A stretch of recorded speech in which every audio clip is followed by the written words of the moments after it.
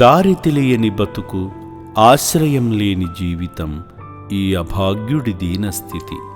మాసిన బట్టలతో, మురికి దేహంతో చూడడానికి వికృతంగా కనిపిస్తున్న ఈ నిర్భాగ్యుడు ఓ మానసిక వికలాంగుడు.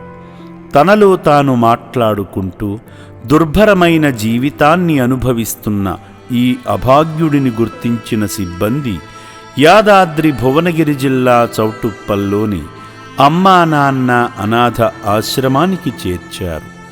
సేవాశ్రమానికి చేరిన వెంటనే జుట్టు గడ్డాలను తొలగించి శుభ్రంగా స్నానం చేయించారు.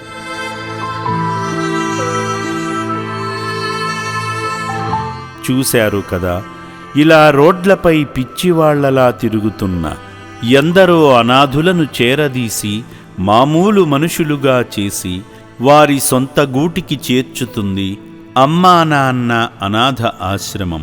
ఈ సేవలో మీరు భాగమై మీ వంతు సాయం చేసి అనాథులను ఆదుకోండి.